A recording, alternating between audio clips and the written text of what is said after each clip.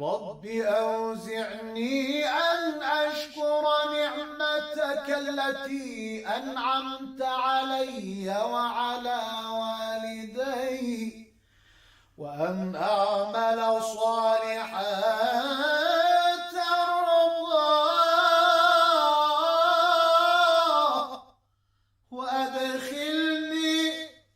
وأدخلني برحمتك في عبادك الصالحين.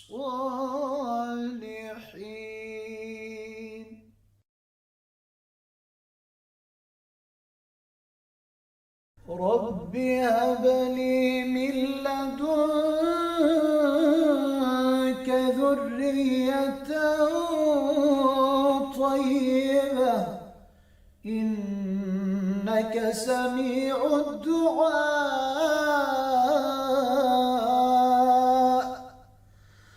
رب هب لي من لدنك ذرية طيبة إنك سميع الدعاء.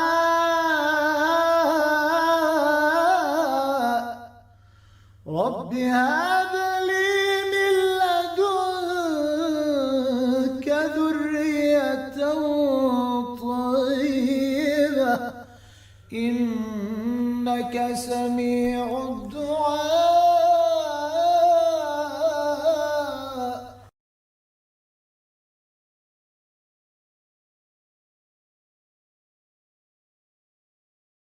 ربنا اغفر لنا ذنوبنا وإسرافنا في أمرنا وثبت أقدامنا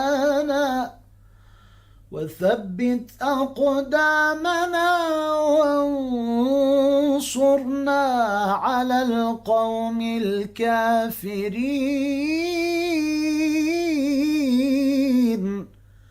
ربنا اغفر لنا ذنوبنا وإسرافنا في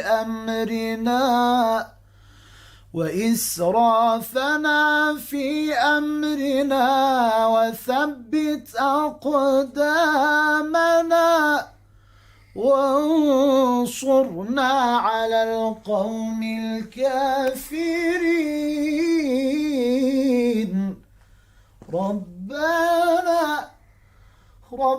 اغفر لنا ذنوبنا وإسرافنا في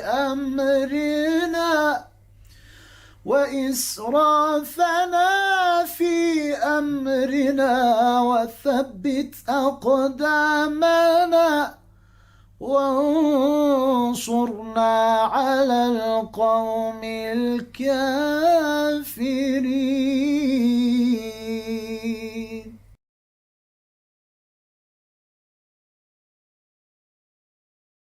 ربنا اغفر لنا ولإخواننا الذين سبقونا بالإيمان ولا تجعل في قلوبنا غلا للذين آمنوا ربنا إنك رؤوف رحيم. ربنا اغفر لنا ولإخواننا الذين سبقونا بالإيمان ولا تجعل في قلوبنا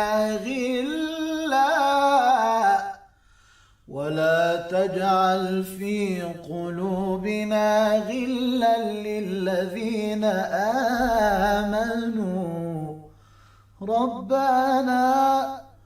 ربنا إنك رؤوف رحيم.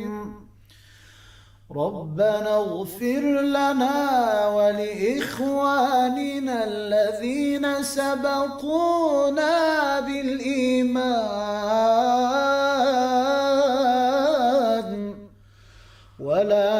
تجعل في قلوبنا غلا للذين آمنوا ربنا إنك رؤوف رحيم.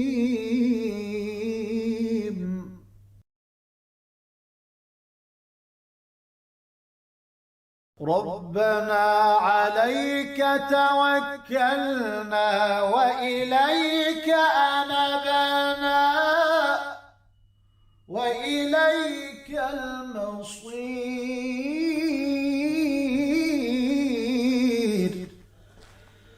ربنا عليك توكلنا وإليك أنبنا وإليك المصير. ربنا عليك توكلنا وإليك أنبنا وإليك المصير.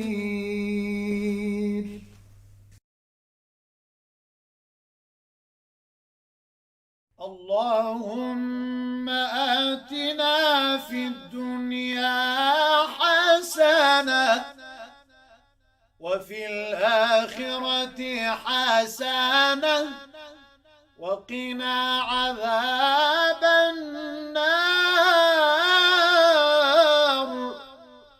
اللهم آتنا في الدنيا حسنة وفي الآخرة حسنة وقنا عذاب النار. اللهم آتنا في الدنيا حسنة وفي الآخرة حسنة وقنا عذاب النار.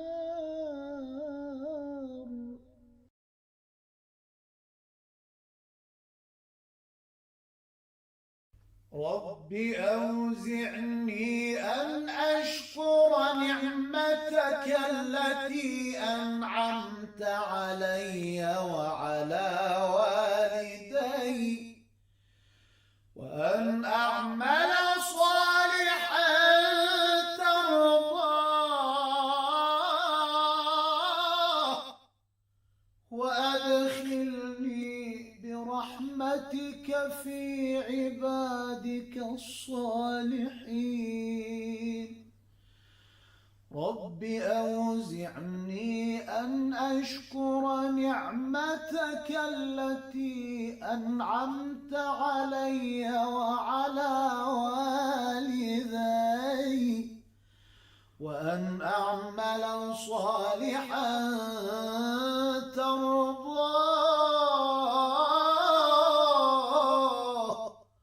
وأدخلني برحمتك في عبادك الصالحين. رب أوزعني أن أشكر نعمتك التي أنعمت علي وعلى والدي وأن أعمل صالحا ترضاه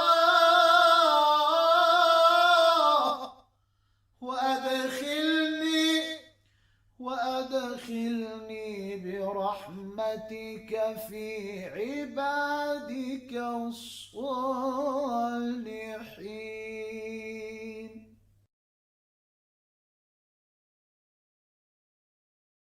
رب هب لك ذرية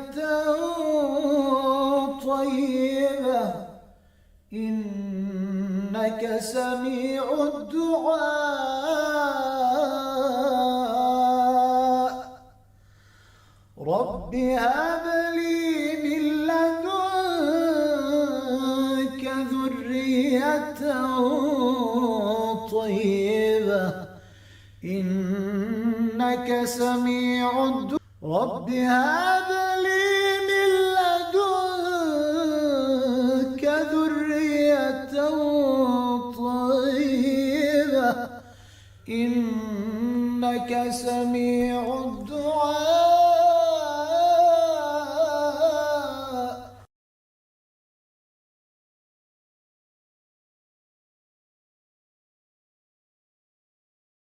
ربنا اغفر لنا ذنوبنا وإسرافنا في أمرنا وثبت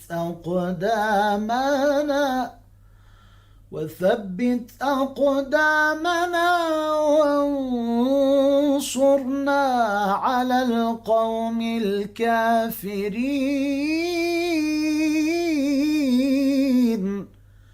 ربنا اغفر لنا ذنوبنا وإسرافنا في أمرنا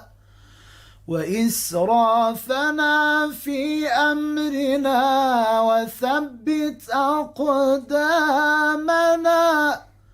وانصرنا على القوم الكافرين. ربنا اغفر لنا ذنوبنا وإسرافنا في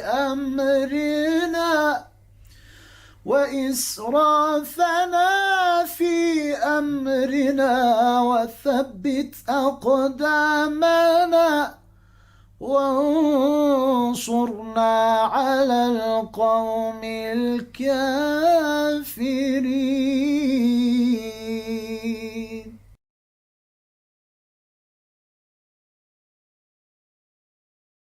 ربنا اغفر لنا ولإخواننا الذين سبقونا بالإيمان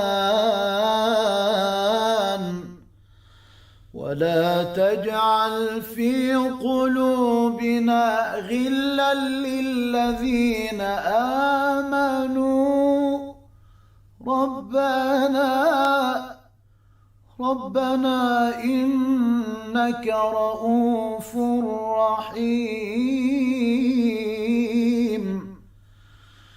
ربنا اغفر لنا ولإخواننا الذين سبقونا بالإيمان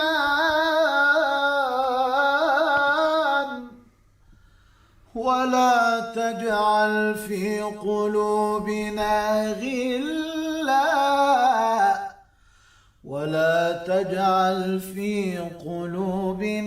غلا للذين آمنوا ربنا إنك رؤوف رحيم. ربنا اغفر لنا ولإخواننا الذين سبقونا بالإيمان ولا تجعل في قلوبنا غلا للذين آمنوا ربنا إنك رؤوف رحيم.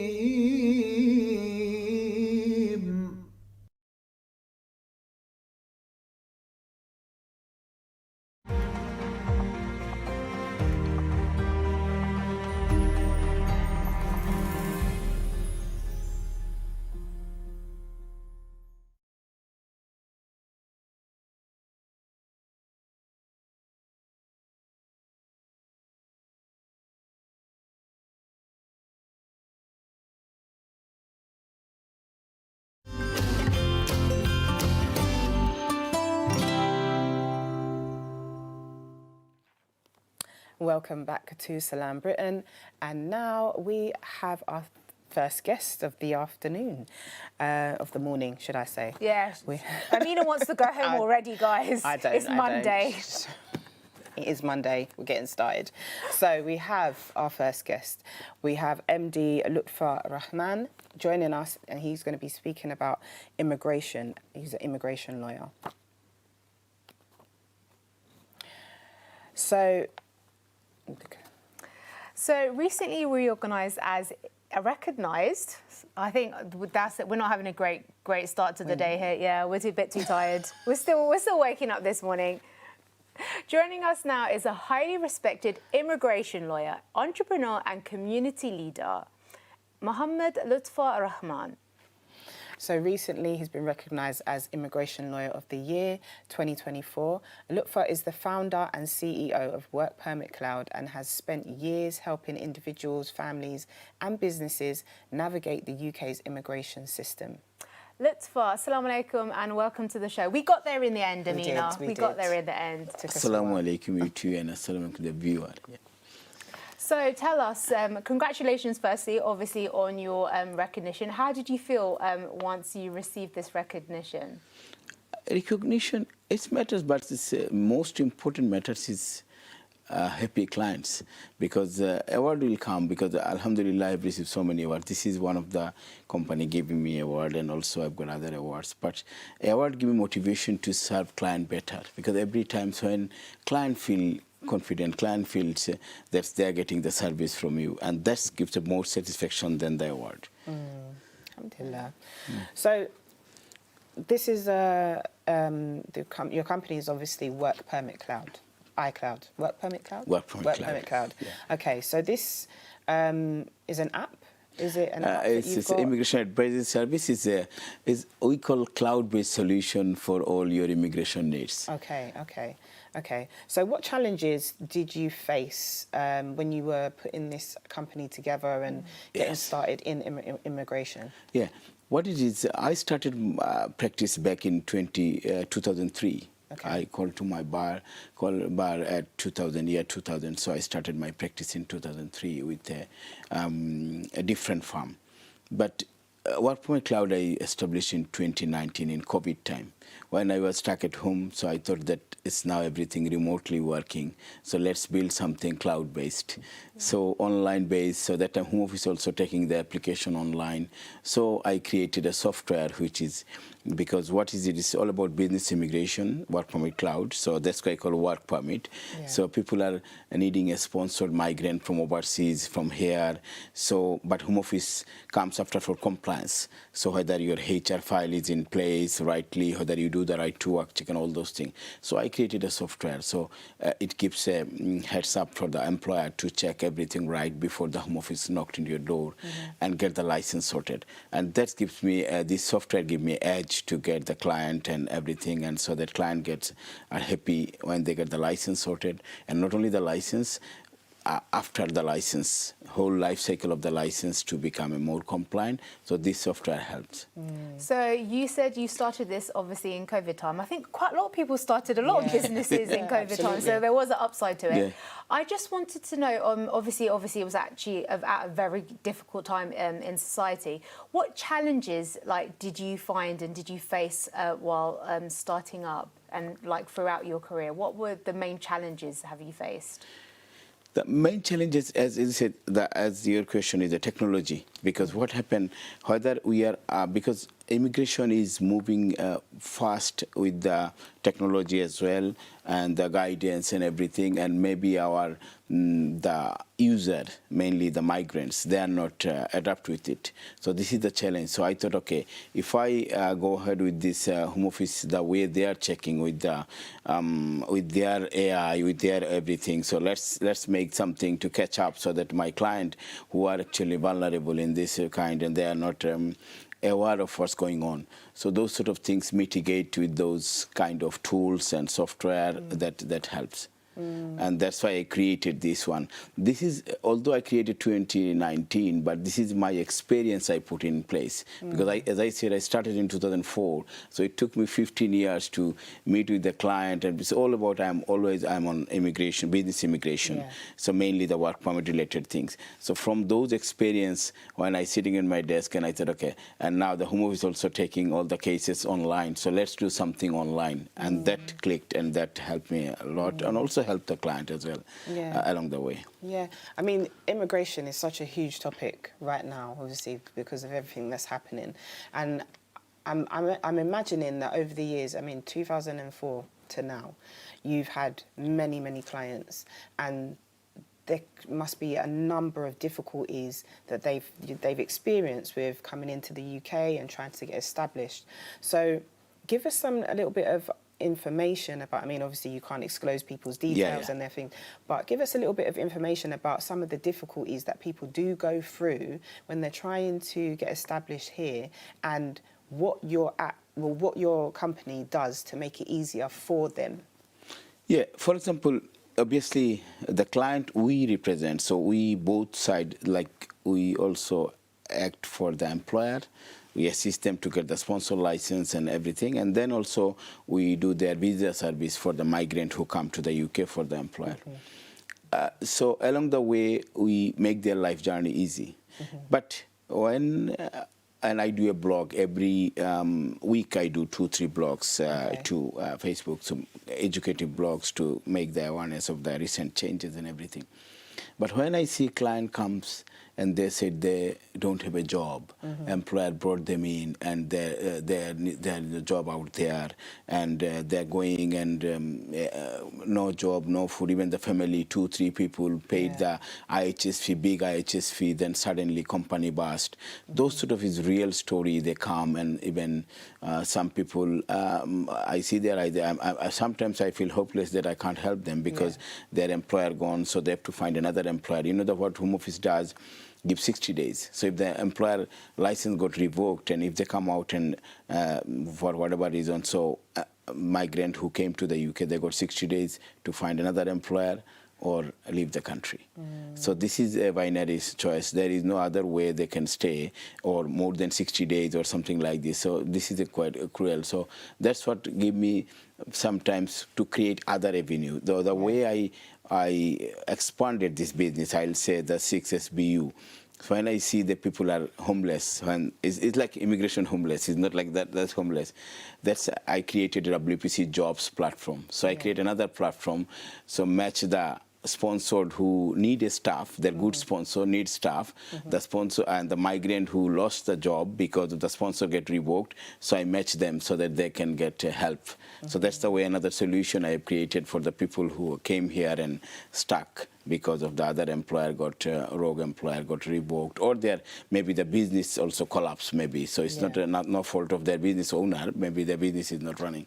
Oh, that's really amazing work. That's amazing that you did that. And obviously you saw, like, obviously with your work through immigration, you kind of solved another problem there, really. You did something and you went and obviously extended it. That's really amazing, obviously, dealing with the challenges. What I wanted to talk about is, I feel like there's a lot of misconceptions with immigration, and people, you know, especially with, you know, the far right, they always saying that immigrants are taking over the jobs and things like that. What do you see, obviously, as a immigration lawyer, are the common misconceptions that people come through about immigration law? This is a really good question. You know what happened? Because I've been seeing this journey, immigration numbers from 2003, and every time it's the same thing with a different name. So it used to be Tier 2, Tier 3, Tier 4, then skilled worker, and everything is there. But it's needed for this country. But imagine that recently, 172,000 net migration. At one stage, 2024, it was 900,000. And this 172,000 since 2012. So it's lowest, the last number of these is 2012. But still people think it's high in this country. Nobody read the number. If the politician, whatever do the politics, they think immigrant and everything, but they don't get the actual figure. It's like 170, the net migration is nothing for a country like this. And then they don't, and this number was not publicized properly. And people are using although the current government is trying to publish, but it's getting dumbed down because by other people, whoever talking about their things, so is flooded with immigrants and everything. And all the immigrant, even the skilled worker, they came as a carer, they came as an NHS nurse, they came as a chef. So all the skill stuff, no skill stuff. Nobody knows this country, there is no option for low skill staff. Only you can come as a skilled staff. If you are a skilled, then you can come. So you are contributing to the economy. You are paying the taxes, and the young people come. They don't use NHS, so they work hard. So those sort of things are not actually publicized. The immigrant who are coming, they come only one purpose to become succeed. Everybody, if you see their eyes, all the migrant, they come. I'm migrant. I came as a migrant in this country, 1996, and Alhamdulillah, I built this. So those immigrants, everybody comes here to become successful, and they work so hard. And those things, I believe, is not presented. Yeah. I mean, it's like you said, you as an immigrant yourself, you came and you yourself have contributed to the economy by building this business itself. And these are the kind of things that are, you know, they're misplaced in this conversation. They're not even represented in this conversation. Because I think the key thing to like point out here, we're talking about legal immigrants here. Right. We're talking about immigrants who are legally you know, permitted and have the work permit to enter the country and obviously work. As you were saying, the figure actually, when you say that, 170,000 in 2012, that is literally nothing for like a population of the UK when you think about it. And I feel like, obviously, in order to get a work permit, there must be very stringent rules. Like, as you're saying, the people that can come in are only skilled workers. There's only like a certain amount, and there's probably a lot of criteria, a lot of requirements, salary threshold, a lot of paperwork to go for. Talk a bit about like the type of experience and the requirements, obviously, for people in order to get a work permit compared to, say, for example, compared to somebody who was like British born. Is it a lot harder? Do they have to meet like a higher threshold of requirements in order to get the equivalent job here in the UK? Let me give you one example. This country got 3 million business in the UK. Only 130,000 as sponsored employer. Only 130,000. So we think we are bringing so many people. Only 130,000 right now. If anybody goes to the register or sponsor list, the Home Office list, you can find 132,000 right now. They are the sponsored employer. Only they can bring. So obviously it's a hard and complex rule. That's why no employer doesn't want to go into this route. Only the people who need most, they apply first, because it's a compliance related issue. So once you get a sponsor license, then you have to follow the rules, salary threshold, and everything. Not only this ISC charge. You won't believe, is 3 years visa. Home Office, an employer has to pay per year £1,000. So if you want to bring for 3 years one staff, 3,000 ISC charge, called immigration skill charge. The employee has to pay 3,000 IHS fee and visa fee, which is 4,000. So nearly £10,000 just government fees alone to come to the UK as a skilled worker. So employer doesn't take it, lightly. Whoever they take it. So it's actually very tough. Whoever takes this course or who employer, they're desperate to need a staff. That's why they apply for a license. Obviously, there is abuse out there, but to stop the abuse, obviously, Home Office is there. So that's why there is a clear criteria to get the license, clear criteria to get the allocation even once you get the license, then clear criteria to get the visa sorted. Because if you are a skill and if you are not a skill, you don't get the visa. So that every time there's a criteria is there, stringent rule is there.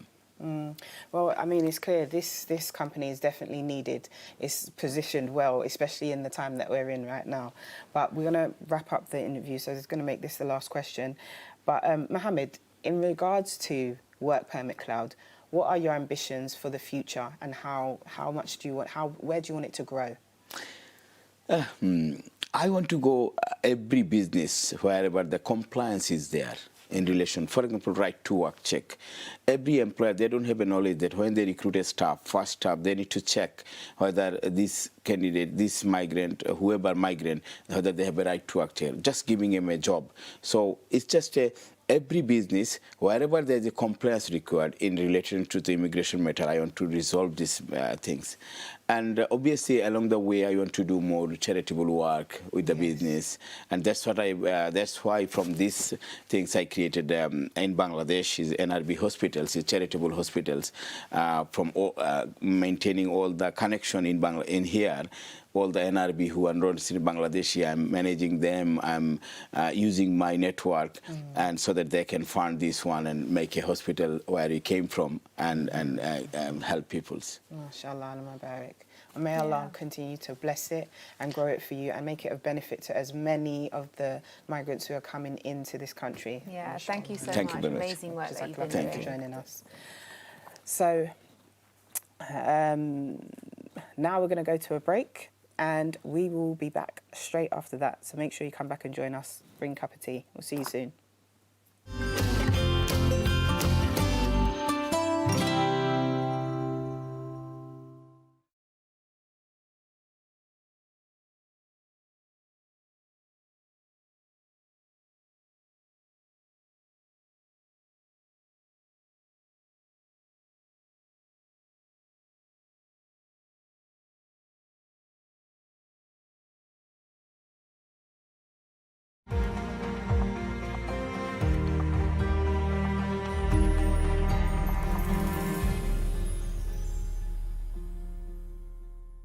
ربنا اغفر لنا ولإخواننا الذين سبقونا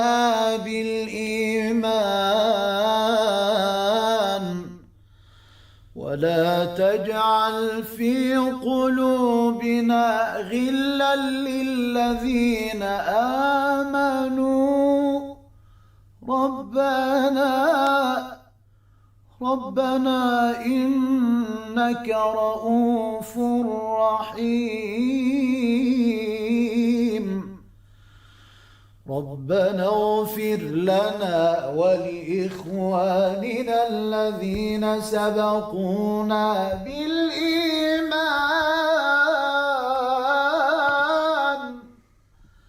ولا تجعل في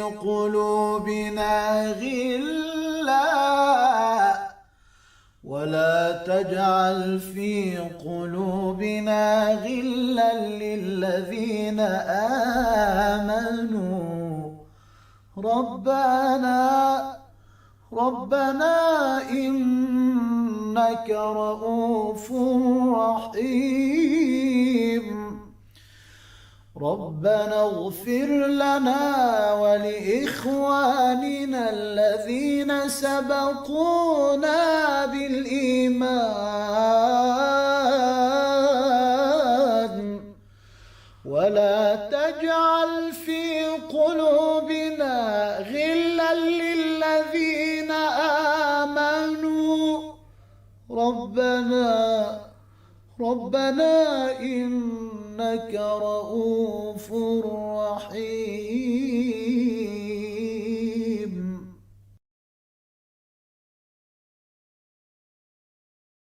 ربنا عليك توكلنا وإليك أنبنا وإليك المصير ربنا عليك توكلنا وإليك أنبنا وإليك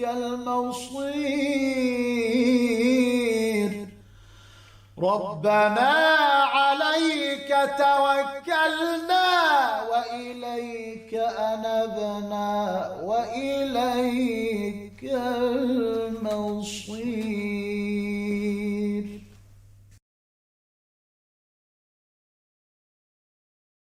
ربنا عليك توكلنا وإليك أنبنا وإليك المصير ربنا عليك توكلنا وإليك أنبنا وإليك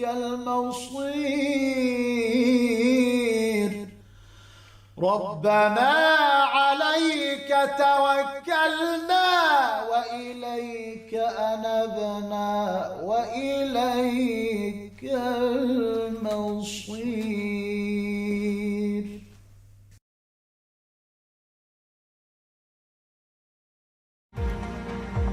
thought-provoking programme so far, I think. Yeah, a few weeks ago, we began an important conversation about young people who may be drifting towards harmful habits, negative influences, and the wrong kinds of company.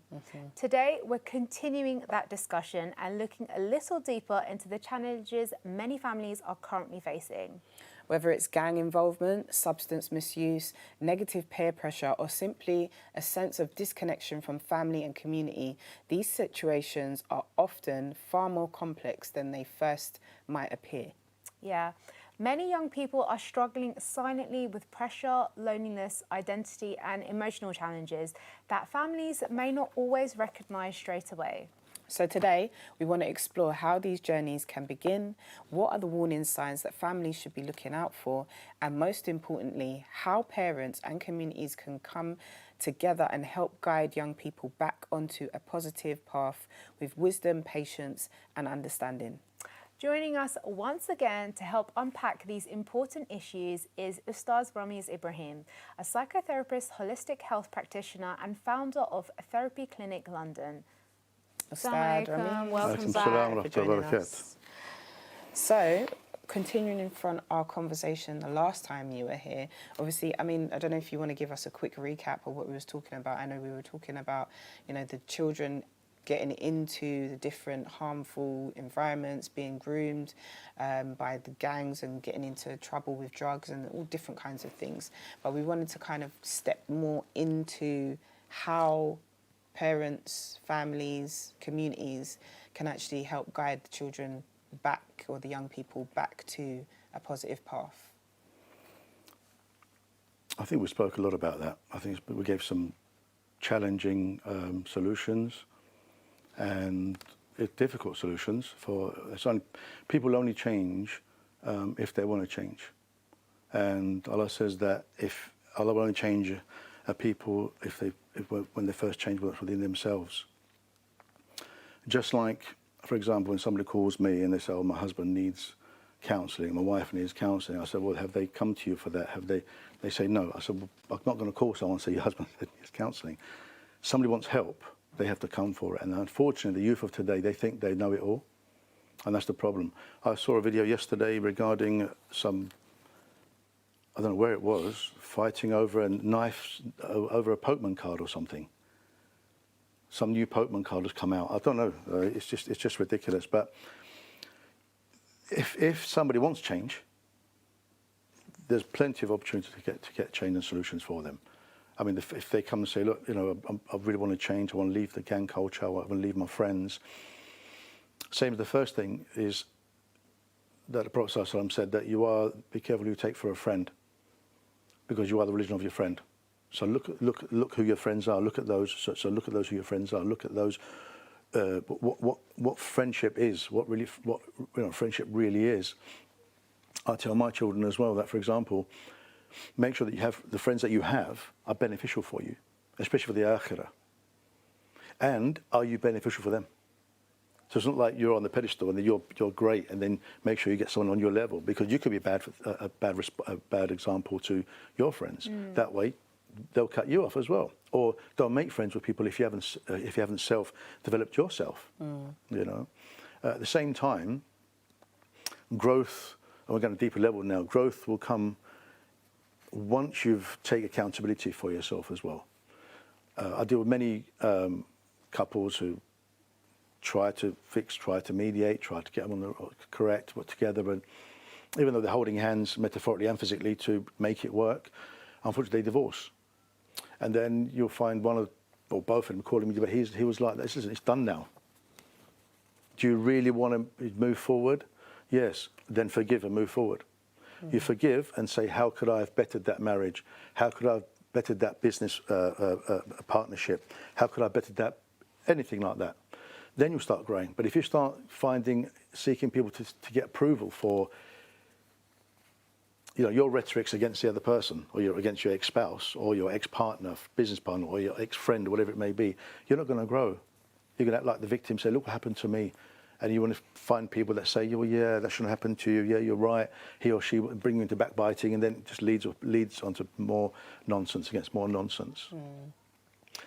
So if someone wants change, then look to Quran and Sunnah. وَاسْتَعِينُوا بِالصَّبْرِ وَالصَّلَاةِ. You know, seek help in, patience in prayer. And that's the first and foremost. Anyone that abstains from my reminder, Allah says that I'll give them a depressive life, a short, narrowed life, difficult life. And that could be a test. It could be, sometimes Allah gives you what you want to bring you close to Him. Sometimes He gives you what you want to take you away from Him. Sometimes He doesn't allow you to get close to Him because of your sins, or you want to continue with it, whatever it may be. So it's a long journey, but it can be shortened if you make the effort yourself. Say, Allah, that's it. I'm going to change. And Allah will exponentially change you. But there's a few factors here, though, isn't there, as well? I think, that we were just speaking about social media, right? Obviously, Keir Starmer's brought in this new law today where children under 16, is it? They're not going to be able to access social media. But up until today, social media, they won't be able to, no. Oh, great. So, which is good, right? But up until today, the best thing is done. It's been a heavy influence in influencing these children, these young people, down a lot of wrong paths. And then on top of that, you also have the people on the other end who are causing the influence, who are drawing them away. There's a lot of people who are purposely targeting young people to get them into different pathways, such as, you know what I mean? Sure, bringing them into gang culture, bringing them into child financial exploitation and those kind of things. So taking away the social media is one element, but now that these young people have kind of developed what is an addiction to social media, how are we now going to help them to cultivate a new habits in terms of what they've been used to for how much years now? Yeah, because the thing is, when you talk about addiction as well, it's like, say for example, let's just say like cigarettes or drugs. Like that's one of the key issues, obviously, that we're going to discuss later. Ballooning of the gas ballooning. Yes. Yeah, I mean, these people have been doing it, and like imagine if a child has been on social media since they were a very young age. All of a sudden, you're telling them, "Oh, today it's stopped." How do they cope with that? And actually, how? Because as you said, it's an addiction. Because obviously, people they take time to change, and we're talking about change. And if they want to change, they need to do it now. In a way, it's kind of like a force of change, isn't it? Because they have no other choice, and they can't do anything about it. Well, I think we're going somewhere else now, because that's when you find out that you've got drug addictions, but it can be a drug addiction. It's like a drug. Social media is like a drug, but alternatives. We have to go right back to basics, to be honest with you. We're starting off from the solution-based way, but first let's talk about, just for a few minutes, about how to prevent that. So a child is, say, 3 years old, 3 to 5 years old. That's when it starts. A lot of parents, and I've seen it in my generation when I was growing up, so in order for mum and dad to have their peace or do what they've got to do, they put the TV on. So you're addicted to Tom and Jerry and Hong Kong Phooey and whatever. You might remember these cartoons, and I couldn't wait to come back from school and watch it. It was something that I had to come back and watch. You're just reminding me of my childhood. I was exactly the same. Yeah. As soon as I come back from school, I'm like, because you put the TV on. I used to me and my brother to get a blanket like that. And here was full of crisps. We just pour everything, crisps, sweets. We get 10p. And for 10p, you get a Beano comic for 2.5p. And the rest is just sweets. And we just watch all day long. Mum's in the kitchen. But those days, what was great about it, the addiction wasn't so bad as now, because we were allowed to go out and play. Yes. So conkers, marbles, lolly sticks, climbing trees, bow and arrows, just making things, and it was great. Now, yesterday, I was saying to my brother, we were going through a road that was so wide and it was so quiet. After school, you wouldn't see any child in, the road's empty, they won't be inside. But because they've got social media, they can't wait to come back. And sometimes parents buy them, big 3 screens and, 10 grand's worth of gaming sort of thing. And they say, well, as long as they're home and I'm looking at him, I can keep an eye on him, he's better than that. That's a point. That is a point. That's not bad. That's not a bad thing. When it comes to other social media, like giving them phones at a young age, and then get them used to that. You know, I know we've got parental controls and whatnot. However, once they look into that time period, or maybe half an hour a day, 15 minutes, whatever it may be, that dopamine addiction's already come in. So now that's why sometimes you see kids, when they come off the TV or come off the gaming or the social media, I'm bored. They can't sit in their own. They can't sit in their silence. They can't sit in their own thoughts. And this is where the prayer comes in, reading Quran comes in, to have that. So, you know, you're teaching children to look, there's a time for play, time for Quran, time for work, time for helping in the kitchen, time for gardening, so there's alternatives. I mean, although my older girls, I've got phones. My young boy, I got him one, he's 11, near 11 now, but I got him one about a year ago. But there wasn't a phone. He wanted one just to play games on it. And he lost it. And he never came back to me and said, Papa, I need a phone and all that. And I thought, yeah, but I think that's because I've already taught him from a young age. I'm not saying I'm the best at bringing it on, I'm just saying there's alternatives. How I was brought up, and I take him to the same place in the mud to catch frogs that I was catching the same frogs, the same place 50 years ago. Exactly the same spot in Wanstead Park. And he's got alternatives, like when we're going fishing, he tells me when we're going camping. And that's a good thing. But one thing that I am glad is he didn't come to me and say, Papa, I need the phone, or to his mum, I need the phone, I need the phone. So it depends on how young you catch them. But if you give them a phone and not keep an eye on them, or that's their solace, then it's literally over. Now, come back to what the question you're asking now, addictions, is alternatives. It's easier to start a new addiction or a new habit, so to speak, a good one, than it is to leave a bad one. And they say it takes about 21 days of habitual work on a new habit that will get you addicted to it, and then staying away from the bad one. But it's also about who do you have as a friend. If you have friends that are, you know, always helping you, you know, if you prayed yet, read the Quran yet, guess what, I'm on this surah yet. And, you know, competition. Ta'awun ala birr wa taqwa.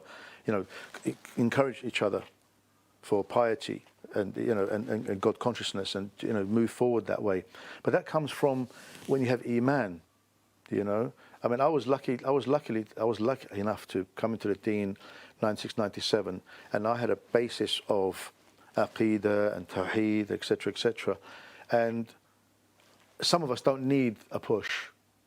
Like if I do some mistake, I'm reprimanding myself. And that's a mercy from Allah subhanahu wa ta'ala. It's nafs al-lawama. You know, you're rebuking soul. What do? You've got to get back and read more Quran, do it. But some brothers and sisters haven't got that. They haven't got that resolution. They haven't got that resolve to actually get back on track. And living in a time now where the Prophet ﷺ said that holding on to your deen is like holding on to hot fire coal. And we were talking about that hadith 25 years ago, 28 years ago when I came into deen. Now, nearly 30 years later, it's more poignant to actually think about that. And how are you going to bring, if your children are already on the streets, for example, you can't blame the mums if the dad is not around. But what I can blame is those sisters these days, and I'll say it again, who have prevented their children seeing their father, thinking that they don't need a father. Because of our divorce, the children are going to suffer. I'm going to make him suffer. But he's not suffering. Men don't suffer like that. Men are too practical. They just grab the bull by its horns, do what needs to be done. But the children will suffer. And the only two sets of people that one benefits, one suffers, the lawyers benefit financially, and then the children suffer. And later on, when the children get older, the mum suffers. Oh, I don't know what to do with my son when he gets 16, 17 now. What do you want me to say to you? You prevent. There is a general. There is a specifics, and then, you know, that's the exceptional rule, where there are some mothers who are really, really strong, and they can bring up, you know, strong men. You know, but 99% of the time, you need a man to bring up a man, to teach him how to be a man. So what about in regards to the young people themselves, right? So they've been so you ideally want to pull them back to the deen, right? That's what we all want for our children. We want to pull them back to the deen, but I think a lot of parents struggle to know what is the right thing to do, how to even have the conversations with their kids.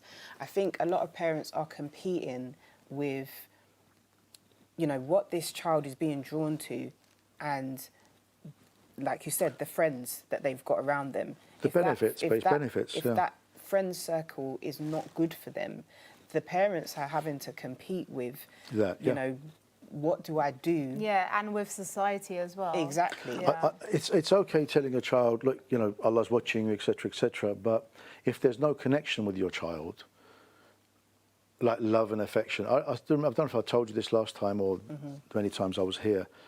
In 1995, I was in America looking after, I was Camp America basically. And that was the first time I had any connection with children and the ADHD, some of them being like sexually abused, etc. I remember the professor, her name is Barbara Vedder. Actually, I looked for her last year and she actually passed away last year after so many years, 1995. And I remember her saying, she was a professor of child psychology, and she said to me, always look at the child behind the behaviour. So even though he or she has, usually boys in it, so let's say even though he may have bad habits, still show him a lot of love. Just like, I still love you, my son, you know, and I want you home. I'm not trying to, like for example, I went to a friend of mine's house the other day, had a barbecue, and my son went, and because he's a little bit older than the other boy, I didn't mention his name there, but the other boy, the father said, look, you know, my son is a bit older than you, and he's a guest, so let him go first. A remote control car, basically. So he ran upstairs and started crying, and I went up there. I said, listen, your dad isn't against you. I said, he's always against me. I said, no, change your perception. Your dad's trying to teach you something. It's manners. That's all it is.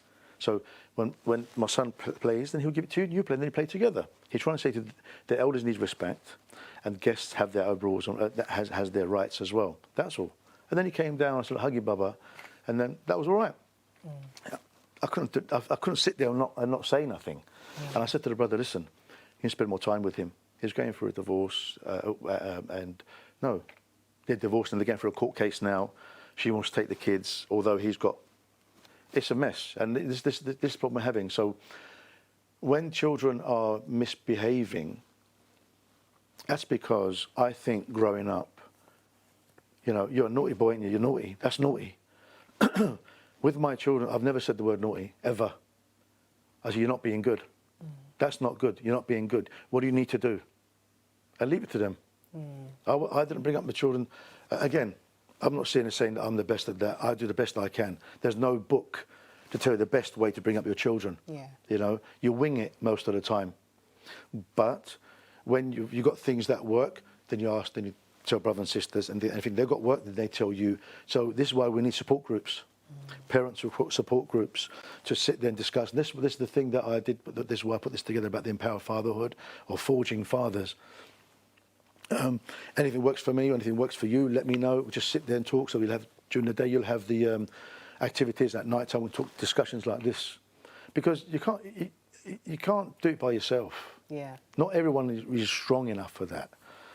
And I decided once I got divorced that I would work only 3 days a week, part-time.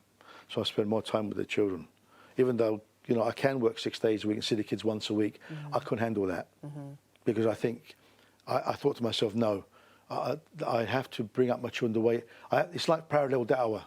I know they're going to get, then the mum obviously helps out. And so it's parallel da'wah. Some brothers, oh, look at the breadwinners, look at that. Okay, tell them. But then you give parallel da'wah. It's not about just debating all the time. Yeah. The same with children. It's about, you know, it's not about, it's parallel. So I'm going to do what I can input. My kids always say, Bobby, you're always telling me that. Listen, when I die, then my voice will be heard. You'll become very, very loud. Right now, I said, you probably get a bit heavy-hearted and all that because I keep telling you. Like, make sure you grab a positive escapism.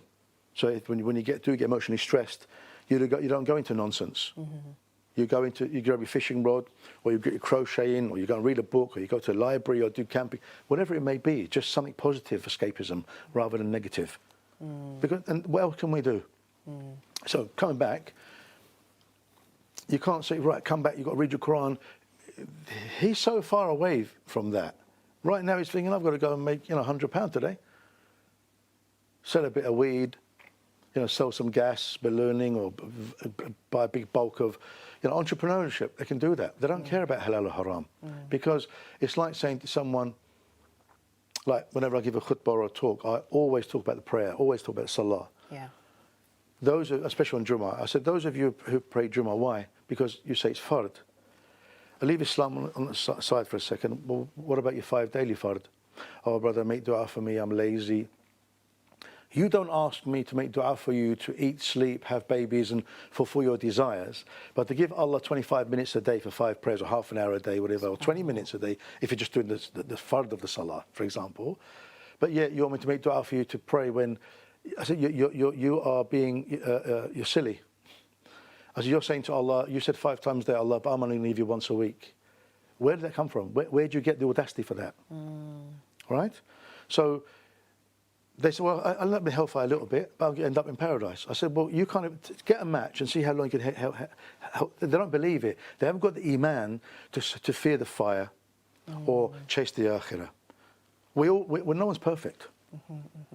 Yeah, and Allah's looking for perfection.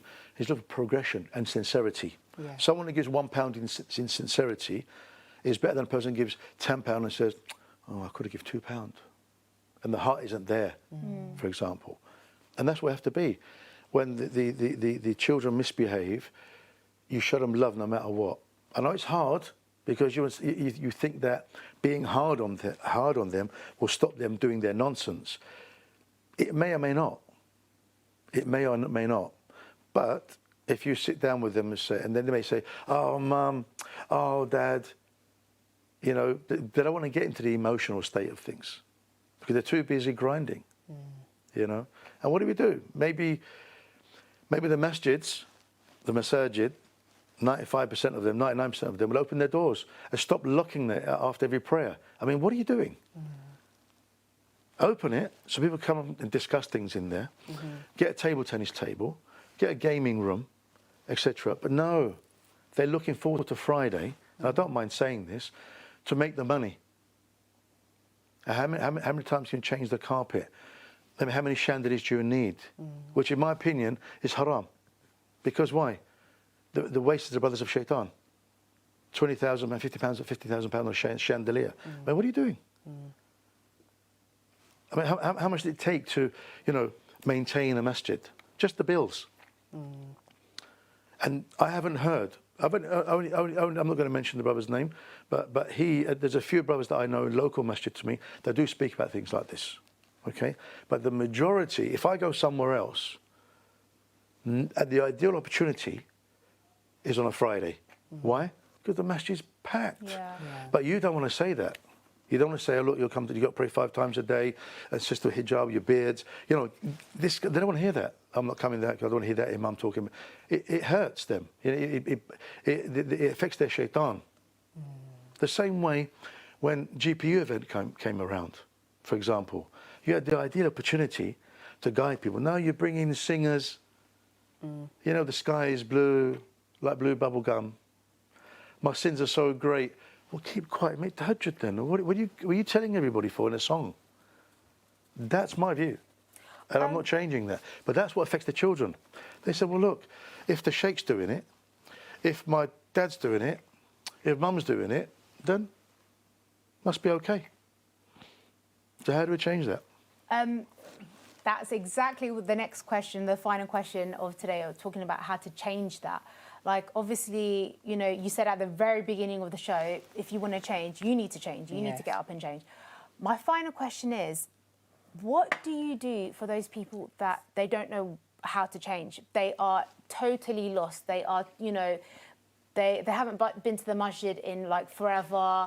They know nothing about the deen. They're totally all the way on the other side. How do you suggest to help those people who are totally lost in order to change? But like I said, no, you can't force someone to change. And you can't change people. You can only change yourself. Then people around you will change. So being good examples for youth is one thing. Two, they have to want to change. And I'm talking generally here. So a person that wants to change, there's help out there. Of course there is. Yeah, you've got mentors, you've got coaches, you've got self-help books, but you've got to want to change. But most people these days are playing the victim, I'm afraid. You know, oh, poor me, look what's happened to me, I haven't got this, I haven't got that, whatever. Yeah, but at the end of the day, there's things that you have, people haven't got, and they wish they were in your position. Yeah, nobody's looking at counting their blessings and thinking, look, you know, I can get up in the morning. I may have another second to live. Who knows? But I've got my hands. I've got my eyes. I can see. I can hear. Yeah. But the problem is the heart is in the right place. And it's not psychology. You need qalbology. And I heard that somewhere. It's not it's a nice frame, but I'm not going to take credit for that. It's qalbology. It's knowledge of the heart. Because the heart is the you know, nafs al-amarat bisu', we have the heart that inclines to evil, that pushes us. We have our qareen to push us, you have shaitans, you have the flying ones, the walking ones around you all the time. Then you've got, you know, once you do make a sin, you try, you make a mistake. Then you make tawbah, if Allah has mercy on you. Yeah. Then you have a nafs al-lawama. Oh, you know, Ramiz, you did this, you did that, you know, come correct. And then once you make tawbah, then you have nafs al-mutma'inna, you have a heart that becomes tranquil again. Then you carry on, oh, thoughts coming in again. You know, that's jihad al-nafs. Jihad al-nafs, jihad akbar is a fabricated hadith. I'm not going to go there, but there is jihad al-nafs. You have to work on yourself. Okay, so you have to want that change. Yeah. And there's people that will help you. I mean, people always say, oh, brother, you know, I'm a bit weak. I think, look, where do you live? So go to the local masjid 5 times. Once you go there regularly, you're going to see brothers that are stronger sitting there in a group. Hey, brother, then you're going to change. You know, you're going to change according to what they're doing. They feel, right, I've got support, even though it's indirectly. Then you can ask for, you know, direct support. That's just one way. I mean, I mean, we've only got a few minutes. So I can't really, you know, but there's so many things. Like, first, you've got to want the change. If you want the change, Allah will change you. Allah's not changing people. It's the first change within themselves. So Allah's saying, your Creator's telling you, I will change you, but you got to want it first. Yeah. Then I'll change. No problem. I mean, we've all had our own miracles, right? We've all had miracles. And I'll tell you a little story. How long do we have? Last Just a couple of minutes. Yeah. 2004, I made a bit of money. I put £2,000 in my pocket. I said, Allah, this is for you. Whoever you send. Next day, a friend I knew for 6 months, a brother called me, said, brother, I need £2,000. I'm too embarrassed to ask. Exactly the same amount Exactly of the same money. I said, was he in my house last night? Was he listening to my dua? He came. I gave it to him. I explained last night. He goes, no way. I said, wait, this is Allah subhanahu wa ta'ala. Later on, I needed £1,500. Who called me out the blue? The same brother. He goes, brother, I've got £1,500. You're the only one that needs it. I say, do I? He says, no way. I said, yes way. He goes, come and get it. There's many, many stories like that. We've all had our own karamat. Look, 30 years ago, I wasn't in Deen. But if I told you my whole life story, how it happened, you think, wow. You know, so that's why Allah blocked that and opened that door and met that person and left that person. And we've all been there. Yeah. So we know that changes can happen. Allah will change you. Yeah. But if there's no change, you have to ask yourself why there's no change. And then talk to Allah subhanahu wa ta'ala. Say, Allah, I want to change. And make the effort. It's not worth leaving the Quran on top of the cupboard until next Ramadan to gather dust. So Allah, make me hafiz Quran. You know, make me learn the deen. And the dua comes with action. Yes. And if you don't do the action, then make the dua at the same time, nothing's going to happen. You could fool yourself. You could be in delusion. I think the main thing that I've been taken from everything that you've said, Ustad, is for the parents at home, especially if they've going through these difficulties with their own children, understanding starts with you. You understand your own self. Maybe take yourself back 20, 30, 40 years, understanding so that you can understand your kids. Because like you said, they will be saying... I am putting a support group for that. You don't... Like angry children, basically. So if people want to contact me, they can. Give me the email, no problem. Yeah, yeah.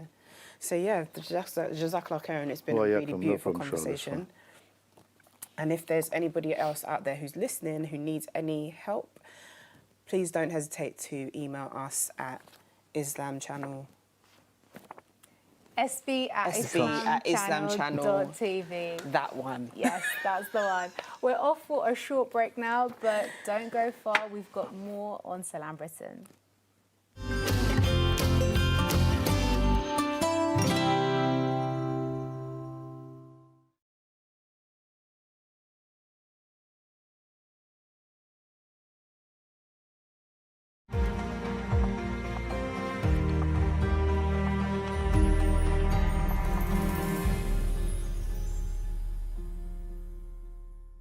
ربنا اغفر لنا ولإخواننا الذين سبقونا بالإيمان ولا تجعل في قلوبنا غلا للذين آمنوا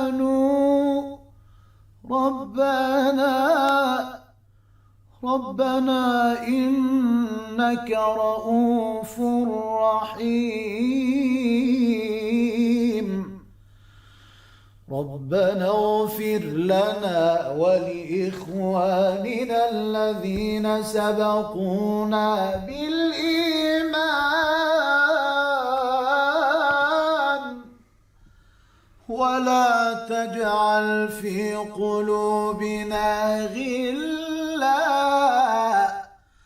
ولا تجعل في قلوبنا غلا للذين آمنوا ربنا إنك رؤوف رحيم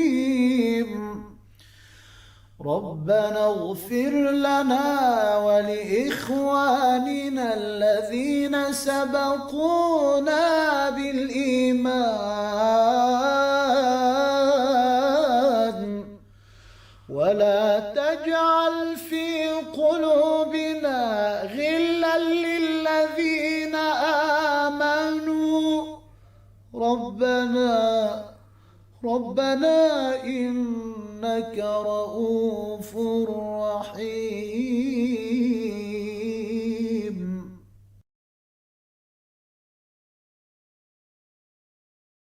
ربنا عليك توكلنا وإليك أنبنا وإليك المصير ربنا عليك توكلنا وإليك أنبنا وإليك المصير ربنا عليك توكلنا وإليك أنبنا وإليك المصير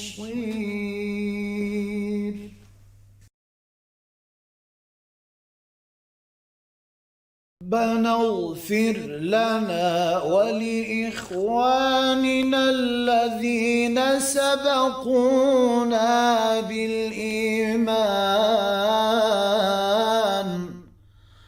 ولا تجعل في قلوبنا غلا للذين آمنوا ربنا إنك رؤوف رحيم ربنا اغفر لنا ولإخواننا الذين سبقونا بالإيمان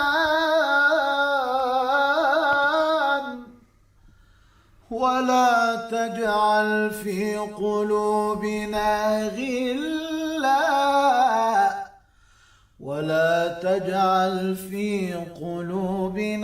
غلا للذين آمنوا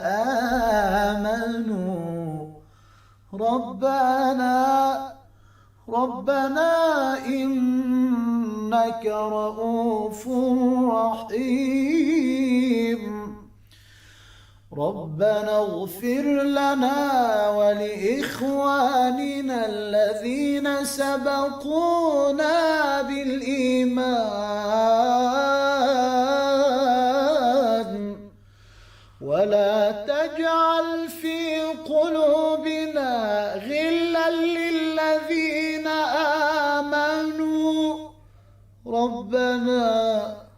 ربنا إنك رؤوف رحيم.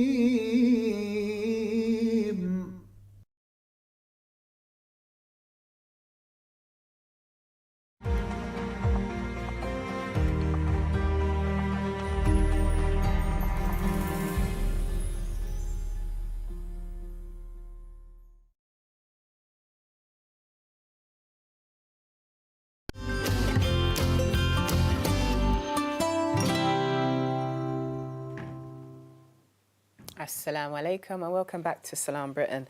And we just had a really, really insightful session with Ustad Ramiz, and it was a lot.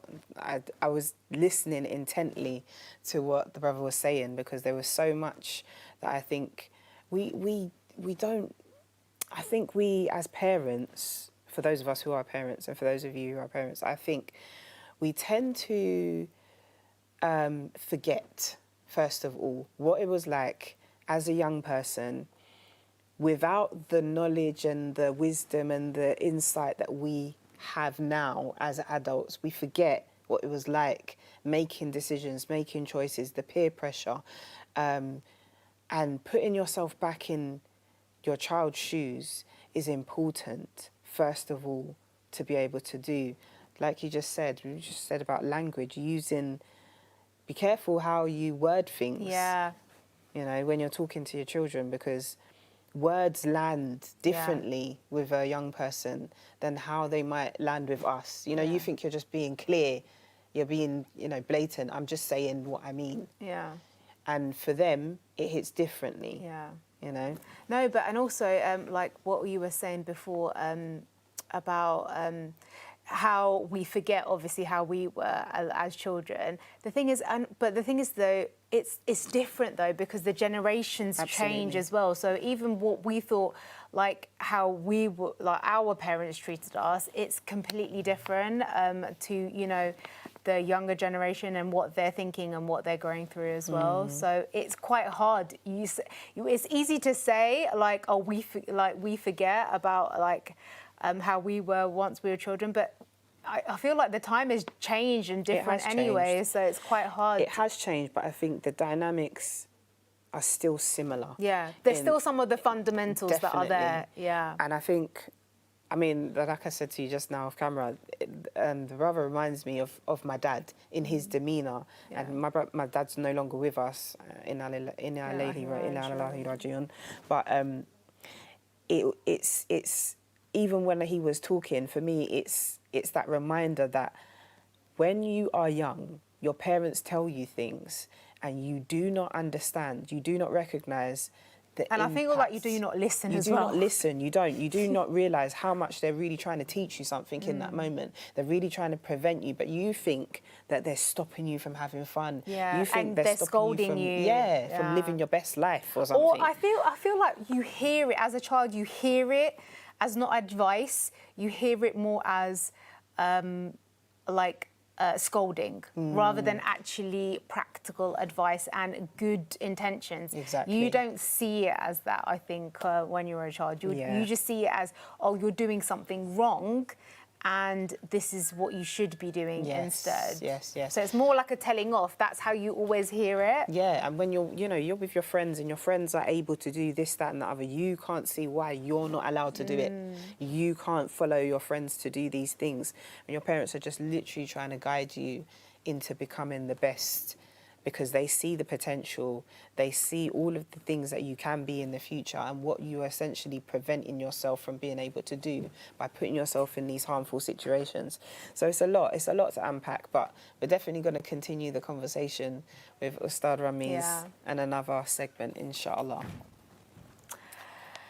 But for now, we are returning to a completely different topic, which is equally as important. Yes, absolutely. Toilet training can be already a challenge for so many families, but for children with special educational needs, it can require a completely different level of understanding, patience, and tailored support. Yes, and our next guest specialises in exactly that. She works closely with families of children with additional needs, helping them navigate toilet training through structured, practical and compassionate strategies designed around each child's individual development. She is the founder of a specialist SEN toilet training program that supports parents step by step, breaking down barriers, building routines, and helping families achieve progress in a way that works for their child. Not a one-size-fits-all approach. And not at all. But with the background in supporting children with additional needs and working closely with families in early years development, she's dedicated her work to making what can feel like a very difficult milestone much more achievable and less stressful for parents. We're now joined by Aisha Dabash. Salaam alaikum, welcome to Salaam Britain. Assalamu alaikum. So we talked about the challenges, obviously, that regular parents with, kids with, that don't have special needs. But what is the difference, obviously, with the challenges that parents face when, obviously, their child has special educational needs? I might get you to repeat it because my mind's going to go completely blank. But it's more to do with the fact that a lot of the families that I've worked with, both in school and outside of school, it's more that they don't really know of the strategies to even use. They don't even know where to begin. Already potty training, toilet training, it can be a little confusing, even with a neurotypical child. And then when you add a neurodivergent condition into that, it's just more, we have to use just different strategies. So more visual prompts, it takes them a lot longer to be able to understand. They'll get there eventually, but it's just providing those kind of strategies, which parents unfortunately don't always are aware of. And it's no fault to their own because the school system often don't do toilet training or potty training in the school, whether it's a special school or a mainstream school, unless the parents are doing it at home. But if you haven't been giving them the resources, how are they meant to do it at home? So I kind of just see myself as a bridge between the home and the school, and I try and use what I've learned over the course of the last 10 years with my younger sister and the clients that I've worked with to try and make that difference and make their journey a little more easier. Okay. So, I mean, working with children in just the children alone is difficult. It's overstimulating. Of work. So I can imagine working with SEN children has got a lot more difficulty, but give us a bit more about your background and what actually led you to want to work more with SEN children. So I'm the eldest of 11 siblings. MashaAllah. And they're all teenagers at the moment, so they're not exactly the most helpful. And alongside that, my mother unfortunately passed away from cancer 10 years ago. It's okay. And I sort of had to take on a lot of responsibility from the age of 17, 18. My youngest sister has Down syndrome, and she had a lot of medical conditions when she was younger. She had to go to hospital a lot, but she's kind of where all of my lived experiences comes from. And it's sort of just, it's almost like second nature for me because I'm the eldest of many. And so being around children was just the second nature for me. And because I went through the potty training with her and I didn't get much, she goes to a specialist school, and even the specialist school, the school nurse didn't really provide much support. They gave me an information pack to do with autism, which, yes, some of the strategies can be used, but she's got Downs. Her condition is completely different. And I still got that pack. So because of that, the last over 4 years, I was toilet training her. And then as my confidence grew, because I've always worked in education, and being around really supportive teams that I've worked with in schools kind of pushed me into working with SEN. I don't think I'm smart enough to do anything else, to be fair. So it just sort of happened. And then that's it pretty much it. I've now got a degree in special education, which is partly useless, but at least I've got a degree. And I've just built up the experience over time. And then families have started reaching out to me, and I've been able to build up my skill set and kind of be a bit more confident in what I can offer families. And it just kind of, it's just kind of continued since then. No, that's amazing. Obviously, a lot of your own personal circumstances obviously inspired you to go do it. For the viewers at home, obviously, who are not familiar, just like on your program specifically, can you just walk us through the steps on your specific toilet training program? and how exactly does it work? So there are two parts three almost different services I have. First, I do a consultation with the families first. I really get an idea of what the families are struggling with, what have they done, what haven't they done.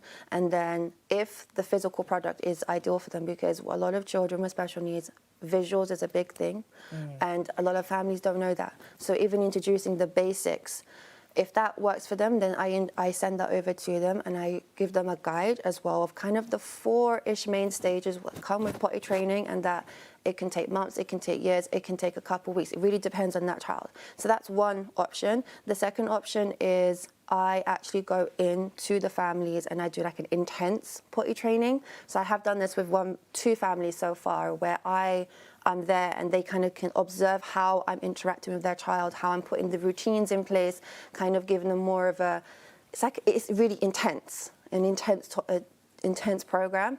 But then I have found that has helped parents as well, because then they can really see what works, what doesn't work, how they should interact with their child when it comes to the potty training, because it's not just sticking them on the toilet. There's obviously the routines around that. So, bowel movements play a huge role in it, when they've eaten, when they've not eaten, so that also plays a role in it. So they're the 2 main kind of services that I offer within that. You just mentioned about there's 4 different stages of potty training. Can you just go a bit into detail about what are the 4 stages? Because on the top of my head, so like the first part is more just getting that familiarity in place. So kind of doing visuals. So this is like a key thing with this. Visuals it doesn't only have to be toilet. I mean, I do offer these, but it doesn't have to be symbols. It can be a nappy, it can be a toilet roll, whatever the child associates with the toilet. It's building that so they're not scared of the toilet, because a lot of children with autism, I have found that they seem to be quite afraid of being in the bathroom, whether it's the water, whether it's the noise. There could be the senses side of things. So the stage 1 is just kind of building that familiarity. And then stage 2 is when you start to see that if a child starts to squat randomly and they're going to go and do a poo, you quickly run them to the toilet. So it's less about getting them with the toilet symbols and, getting that matching, but it's more getting that connection with, if you want to go to the toilet, we're going to do it here. And then the 3rd and 4th stage are kind of connected to each other, where again that familiarity and that routine starts to build in place. Obviously by stage 4, you're hoping that the child will eventually be able to indicate themselves, I want to go to the toilet, whether it's through the symbols, whether it's through Makaton, whether it's through their own way of communication. So that's like a really condensed version of it, but I found that has helped parents just so that they can get an idea of what to expect in each. So that's kind of what I found. Some children in stage 2 would more likely they will start doing a bowel movement more easier compared to doing a urine, for example. It depends on each child. So it's just to kind of give them a bit of a mini guide to know what to expect.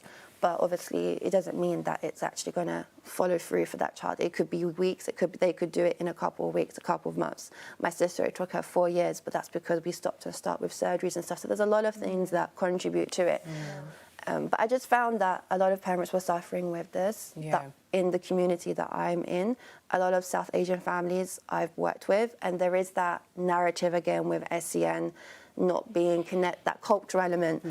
Same in the Algerian community, it's the same there as also. It's just as long as I can do something to make a difference, then Alhamdulillah, yes, I've done something. I remember potty training. For some reason, I can't remember potty training my girls. I remember potty training my son, and he's the oldest. Did the girls just do it by themselves? Like, what, day one? I feel like they must have been just very easy to just catch on. But maybe because as the example as a woman, they were, it's easily more visual. I feel like for my son, I remember certain things that he used to do that I would recognise. Like you said, you might see them go and squat in the corner, and then they're just stiff for about 2 minutes, and you're like, okay, they're doing a poo. So you kind of recognise it and you spot the signs. But then it was getting him to, like you said, recognise that you need to go to the toilet. We need to take you out of the nappy and get you into the bathroom. So it was now, okay, let's get the potty, and he would take the potty into the bathroom and he'd go behind the door and he'd hide behind the door. And so I recognise those things. With parents that are struggling, what do you think, how do you get the children to, once they start to recognise these visual things, how do you get them to be a bit more verbal? I mean, obviously, some children are non-verbal. So how do you get them to be a bit more communicative, let's say? It depends on the child, because a lot of most of the children I've worked with do have autism. So obviously there is going to be that non-verbal element there. But when you're using the symbols, you will also use the words. You'll say toilet, and eventually they will you will use Makaton or sign language, depending on the child. But the more they hear it, the more they'll pick up on it. That is something though separate that I do. So my business is the potty training, and then the other element is just more intense one-to-one support where I go in and support families. And speech and language and communication is something else that I do work on. And I've had clients that were non-verbal, and with my support and with my strategies, I got them being verbal. So it is possible, but that's a whole nother I can imagine. chapter. It's a whole nother thing. It's definitely something that I think you've put a lot of time and effort into developing, and I think it shows a lot about yourself, you know, the observation, because it takes observation to recognise, okay, so there's a little pattern here that I can maybe work out a little strategy around that can be applied and taught to people. So and as you said, I mean, like obviously with children, there's no one size fits all. Exactly. So obviously the one-to-one support that you do offer is invaluable because you know everyone is different. But how important is it that the parents need to stick to a routine and consistency? Like as you mentioned in your own story, you know, there was a period of your sister where you obviously you had to go in and out of hospital, and a lot for other parents as well. If they have children with special educational needs, there is a lot of, you know, times where they don't. But how important is that routine and consistency? Obviously, with most children, with children with SEN, routine is really, even for myself as someone with ADHD, routine, because I'm spiraling at the moment, it helps them to kind of get an understanding of expectations. So having that routine in place, but you can't always follow that routine. Life does happen, so you've got to compromise and you've just got to kind of think on the spot sort of thing. But as long as there's some form of routine in place, eventually the child will pick it up. But it's just, it just works really well with having routine and consistency, whether it's potty training, whether it's, you know, their day-to-day things.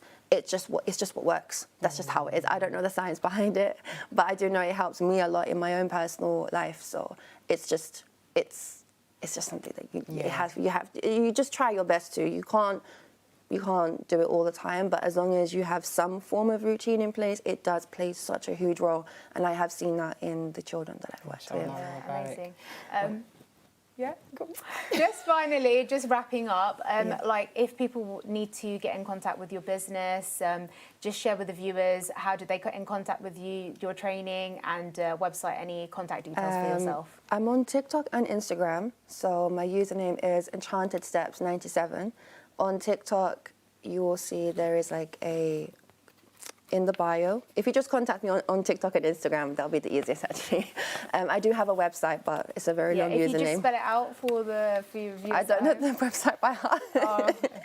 But Enchanted... The social media. The Enchanted Steps is ENCHAN. Oh my God, how do I spell enchanted?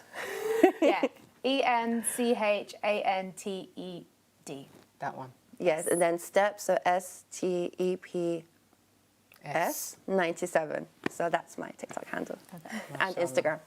So for those at home who are interested, do look up Aisha. She is providing an amazing support for those who need it.